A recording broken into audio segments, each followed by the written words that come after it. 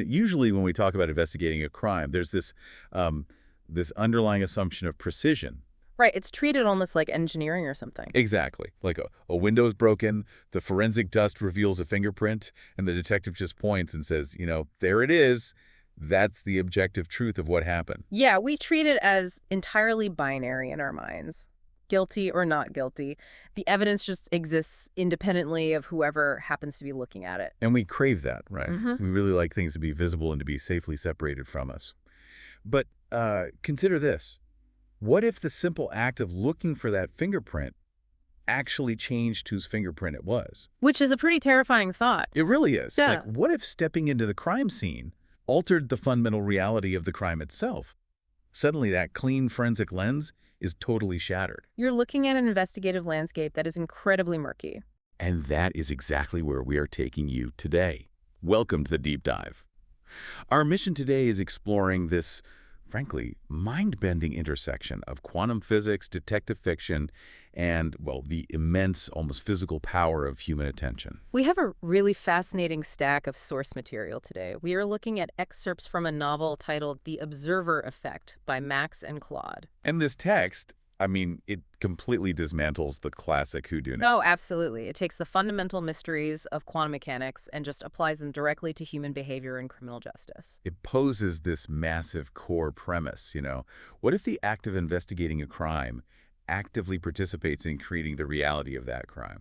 So, okay, let's unpack this. I want you to walk us through how our protagonist, Detective Shal Meran, approaches a crime scene. Because she doesn't just, kick down the door. No, far from it. When we first meet Detective Meran, she is actually standing in the hallway outside the apartment of a dead sound engineer, a guy named Oral Vaskin. She hasn't even gone inside yet, right? Yeah, right. She hasn't gone in. She's stressing over a pretty massive problem.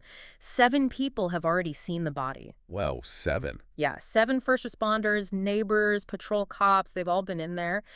And the text describes these prior observations so beautifully. It says there are 7 individual realities pressed like palms into wet clay. Oh, that is a great visual. So the crime scene is already contaminated. Yeah. But not by physical footprints. Exactly. It's contaminated by expectations. So before stepping over the threshold, Shel physically leans against the wall, closes her eyes, and just takes a deep breath. Just prepping herself. Yeah, she forces herself to exist just for a moment as pure potential. She is trying to become an observer who is not yet observing. Meaning she's carrying the capacity for literally any conclusion? Right. But why does she have to do that, though? What is she trying to prevent? Well, she is trying to keep the scene balanced at the edge of the quantum wave function before she steps in. Okay, we need to break that down for a second, the wave function. Right, so think about the classic double-slit experiment in physics. When scientists shoot particles at a wall with 2 slits and they don't observe the particles, those particles act like a wave. They go through both slits at once. Exactly, creating a massive pattern of multiple simultaneous possibilities. That is the wave function. But the second a scientist turns on a detector to watch them, the particles suddenly act like solid objects. Yes, they pick a single location. They go through one slit or the other. So that is the wave function collapsing. The mere act of measurement forces reality to choose a lane. Exactly. And Shal's mentor in the academy, Professor Linden, applied this quantum measurement problem directly to human psychology. Linden argues that with humans, the mechanism of measurement is our attention. The tension communicates expectation. Right, and expectation invites performance. So instead of subatomic particles, we're talking about human behavior. This actually reminds me of the real-world psychological phenomenon called the Pygmalion effect. Oh, right, the observer expectancy effect? Exactly. If you are a listener who manages a team, or, if you're a teacher, you might have seen this in action.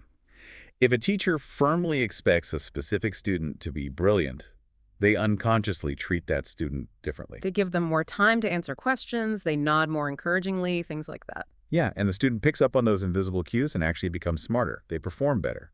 What's fascinating here is how Shal weaponizes that effect, but also how it completely terrifies her. Because she has an anomaly, right? She does. She is a profoundly formative observer.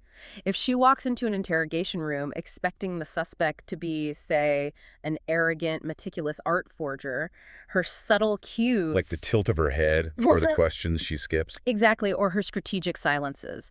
They literally invite that suspect to perform the role, and the performance eventually becomes the person. But wait, doesn't that make her a wildly effective detective? Yeah. I mean, she forces people to show their true colors. Well, she does have a shockingly high clearance rate, the highest in her department, actually. I bet her bosses love that. They do. Her commanding officers view her as this necessary, sharp instrument of justice. If someone is dirty, her formative gaze strips away their evasions and forces them to embody that guilt fully. She gets confessions. She closes cases, yes. But I am going to push back on that being a good thing. I mean, if her attention literally shapes reality and forces people into her expected narratives, is she actually uncovering objective truth? That is the exact problem she wrestles with. Right, because if I'm a suspect who is just nervous and she looks at me expecting a cold-blooded killer, does my anxiety morph into looking like guilt under her gaze? It's very possible. The terrifying implication is that she might just be accidentally framing people with her own mind. And that is the ethical nightmare that keeps her up at night. She knows she is potentially the most dangerous instrument the police department owns. That's a heavy burden to carry around. It really is. She recognizes that her incredible clearance rate might actually be a symptom of her own contamination. She never truly knows if she found the truth, or if her intense observation built the truth out of pure potential. Man, that mental toll of carrying around pure potential just to avoid framing someone has to be exhausting. So she finally opens her eyes, drops the potential, and walks into Oral Vaskin's apartment. What exactly does she see? She finds a totally bizarre tableau. Vaskin is dead on the floor of a massive cardiac arrest. That there's cats. A big one. The medical examiner can't find a single physical cause. It's totally inexplicable. And more importantly, his posture is deliberate. Deliberate how? What's he doing? His right arm is extended, locked in rigor mortis, pointing directly at a framed picture on his wall. Like a picture of a suspect. No, a picture of a sound wave. Okay, that's weird. Very. And right next to his hand is an analog recording device that has been running continuously for over 96 hours. Wow. Okay, so we have a detective whose very gaze changes reality, stepping into a room with a dead sound engineer, pointing at a visual representation of audio. It's a lot to take in. It really takes us from a system of a single observer to something much more complicated. Because Vaskin wasn't just dealing with Shal. No, he wasn't. What happens when you have multiple people looking at the same thing differently? Well, let's examine the contents of that 96-hour tape. Remember, Vaskin made his living capturing and isolating sound. Right. For the first 2 days on the recording, the apartment is relatively normal. Vaskin is just playing a strange, low, ambient drone from his speakers. Like music. And not exactly. It isn't music, and it isn't speech. It is just heavily structured sound. But on the third day, the audio captures a major shift in his behavior. What happens? He makes a phone call to an unknown number, and he sounds completely panicked. He says, "I know you're watching it. This is someone else's hands." Oh, wow. He literally feels a foreign attention entering his life, like the physical pressure of being observed. Yeah, exactly. And he's not hallucinating. There is actually a second observer in this case. Who is it? A man named Renner Cass. Cass has been secretly watching Vaskin's building from across the street for 3 weeks. 3 weeks? How did nobody notice a guy just staring at the building? Well, Vaskin's neighbor, Petra Lund, kind of did. She noticed this psychological fallout. She gave a statement saying Vaskin has suddenly become haunted. Haunted by what? She said he started listening to the empty air in his apartment as if the sound was actively watching him back. Okay, that gives me chills. So who is this Renner Cass guy, and why does his specific type of watching make Vaskin feel like someone else's hands are on his life? If we connect this to the bigger picture, Cass represents the exact opposite side of the quantum coin from Shal. Okay, how so? Cass is a researcher who has spent 11 years studying observer effects in criminal investigations. Where Shal is a formative observer who shapes people with her expectations, Cass has a clarifying observation anomaly. A clarifying observation. What does that actually look like in practice? When Cass looks at someone, their social performance just falls away. All the little defensive lies, the polite smiles, the armor people wear to get through the day, it all just evaporates. So they just become themselves. They become strictly and often very uncomfortably their true, unfiltered selves. I mean, think about that one friend you might have who just looks right through your nonsense. You know the one? Oh, definitely. We all have one. You can't fake a good mood around them. You can't lie about why you were late. Their gaze demands authenticity. Cass is doing that, but on a weaponized, almost supernatural level. Yeah, and Cass has a grand theory about this. He theorizes that every unsolved case suffers from entanglement. Entanglement. Like in physics again. Exactly. He says when an investigation stalls, it's because there is always a second, unacknowledged observer whose attention is shaping the case in a different direction. So an unsolved crime is basically a tug of war. Yes, you have two observation effects operating on the exact same reality. One person is expecting a murder, another is expecting a tragic accident, and the truth is just stuck in the middle. Suspended in a permanent superposition because the observers are literally canceling each other out. The case becomes this tense negotiation between two different ways of looking. Here's where it gets really interesting, though. I have to question Cass's whole clarifying theory. Really? Why? Because he thinks he's the objective one. Right. But if you stare at someone until they break down into a state of uncomfortable, raw vulnerability, you haven't necessarily found their baseline reality. That's a fair point. You've just forced them into a state of panic. Oh. Stripping away someone's defensive performance against their will is really just another form of contamination. It is an aggressive act, yes. Exactly. How can a baseline truth ever exist if literally every type of look alters the target's natural state? You know, Shal shares your exact skepticism. The text highlights this beautifully when they finally meet in the precinct. What happens when they meet? When Cass turns his clarifying look on Shal, she feels the physical pressure of being seen clearly, and her immediate reaction is extreme defensiveness. Oh, interesting. She starts intentionally foregrounding her competence, using big words, trying to actively manage his observations. She's putting up shields. Exactly. She proves your point. There is no such thing as neutral looking. But to truly understand what Cass's observation triggered in Vaskin, we have to look past the tape. Right, we have to trace the sound Vaskin was pointing at back to its origin. Because the sound on the tape didn't come from nowhere. No, it was an archival recording from 11 years ago. Vaskin was working on a documentary project called Ambient Territories, alongside a director named Alice Sorn. They were traveling the country, recording the specific acoustic signatures of different geographical locations. But I accidentally stumbled into a valley in the Eastern Ridge that was not on their schedule. And Vaskin, with his highly trained ears, noticed an impossible acoustic property in the air there. Impossible how? The valley was, quote, dense with listening. Dense with listening. Yes. Vaskin realized that the ambient sound of the valley felt like it had been attended to, carefully and continuously for a very long time. The environment itself had absorbed the act of being observed. That is deeply unsettling. And the director, Ali Sorn, felt it too. She actually fled the valley after just 3 days. Which makes sense when you think about her profession. She's a documentary filmmaker. Her entire job is framing reality. Putting a box around a subject and observing it. Right, but standing in that valley, she felt her framing being framed. The environment was looking back at her with the exact same intensity she was giving it. It was just too much for her. But Vaskin refused to leave. He stayed in that valley for 9 days alone.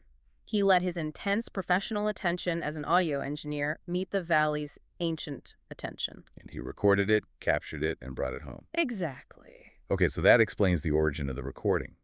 But how does listening to an old recording of a valley trigger a biologically inexplicable cardiac arrest 11 years later? That is the big question. Like, how does sound literally kill a man? It comes down to the mechanism of fatal recursion. Fatal recursion. Explain that. Let's fast forward to the week of Vaskin's death. He is sitting in his apartment playing the archived recording from the valley. The one from 11 years ago. Yes. But this time, Renner Cass is sitting across the street intensely observing Vaskin. This introduces a new, really heavy variable. Cass's clarifying gaze. Right, and that gaze pushes Vaskin into a state of hyper-vulnerability. Which changes the way Vaskin listens to the tape. Precisely. For 4 hours and 13 minutes, Vaskin pours his expectation for a resolution into the sound. And the valley's acoustic signature reflects observation. Yes, so it catches Vaskin's intense attention and bounces it right back at him. It creates a cognitive feedback loop. Have you ever been to a concert where the microphone gets too close to the speaker? Oh yeah, and you get that awful screeching sound that just loops and amplifies until it's deafening? Exactly, an audio feedback loop. Well, this was a biological feedback loop. Vaskin was a solo observer trapped in a resonance system. The observation bounced back and forth, amplifying endlessly. Eventually, the wave function had to collapse. All those massive possibilities and expectations had to resolve into one final, concrete reality. And a solitary human physical body simply couldn't sustain the biological weight of that collapse. No. He says, all right, and his heart stops.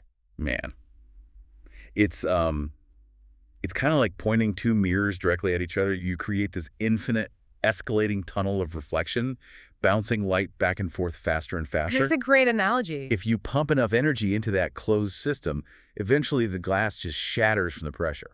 Which is exactly what happened to Vaskin. But wait, if the sound of that valley literally killed Vaskin because he observed it, aren't Shal and Cass walking straight into a death trap by going out to investigate the valley themselves? Oh, they're risking everything by going, which is why Alice Sorn, the director who fled years ago, tracks them down to give them a really profound warning. What does she tell them? She tells them that Vaskin died because he tried to process the valley as a system of one, but Shal and Cass are a system of two. Okay. And she warns them that a system of two takes exactly as long as the two require to understand each other. So to survive a death caused by infinite reflection, they have to completely change the way they approach investigation. It forces them into an incredibly tense negotiation before they even step foot on the trail to the valley. Because you have Shal, the detective who forms reality, and Cass, the researcher who strips it bare. They have to explicitly agree to observe the valley together. And crucially, they agree to go in without a desired resolution. That's the hardest part. They have to surrender their need for an answer.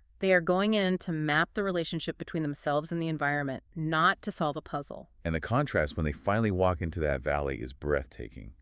The air looks back at them, just as it did to Vaskin and the director. They feel that heavy, dense listening of the environment. But because they are a circuit of two opposite observers, the energy doesn't bounce inward into a fatal collapse. Right, the feedback loop doesn't happen. Instead, the energy circulates. The resonance moves seamlessly between Shal's formative expectation and Cass's clarifying stripping away. So it doesn't crush them. The text actually says they feel the absolute opposite of a resolution.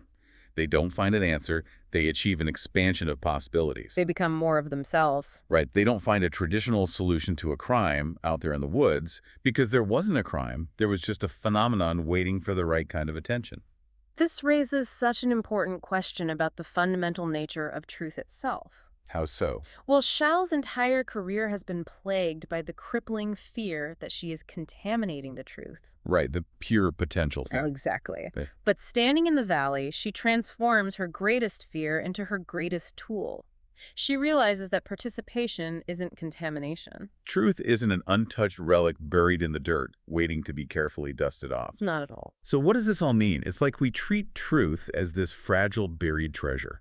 We think we have to dig it up with tiny little brushes so we don't scratch it. That's the classic investigative mindset. But this is saying truth is more like a musical duet. A duet literally doesn't exist until both instruments start playing together. The truth is the relationship between the observer and the observed. It is a dynamic process, not a static object. I imagine trying to apply a musical duet methodology to a gritty, real-world police precinct is messy. Very messy. But they don't have a choice. Armed with this profound new understanding of the circuit, Shal and Cass return to the city. And we get to see the ultimate test of this theory. Because 6 months later, they are hit with a case that hasn't even happened yet. Yes. A woman named Dara Hess walks into the precinct. She is a financial analyst specializing in complex data modeling. And she brings them something crazy. She is essentially acting as a precognitive witness. Precognitive, meaning seeing the future. Exactly. Using her highly trained pattern recognition skills, Dara has identified the behavioral patterns, the financial transfers, and the social infrastructure of a murder that is about to happen. So she hasn't seen a crime. She's seen the mathematical shape of a crime forming. And the details of this file are wild. They really are. Shal opens the brand new case file that Dara hands over, and tucked inside the manila folder is a business card. From who? It's Shal's own business card. And on the back, in handwriting Shal doesn't recognize, it says, "The observation was of you." Which is impossible because Shal has never met Dara Hess in her life. Right. Dara had somehow structurally anticipated Shal's arrival to the case before the case even existed. This is where Shal and Cass's new circuit methodology absolutely shines. Because the old Shal would have handled this very differently. The old Shal would have aggressively shaped the narrative, forcing Dara to point a finger at a suspect. But now, she holds her formative expectation in abeyance. She brings Cass into the interrogation room. And Cass does his thing. Yes, Cass's clarifying presence strips away Dara's performance as a detached analytical witness. And as the energy circulates between the three of them, they realize a shocking structural truth. Dara Hess hasn't just witnessed a future crime.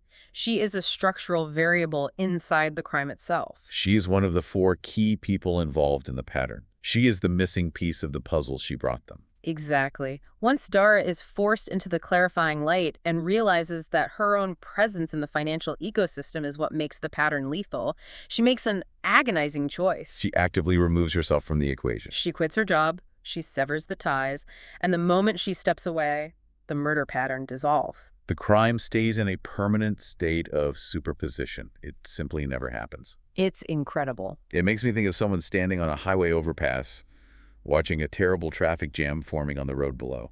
They're pointing at the congestion, complaining about the gridlock, analyzing the flow of the cars, right? Only to suddenly realize that their own parked car is the one blocking the on-ramp.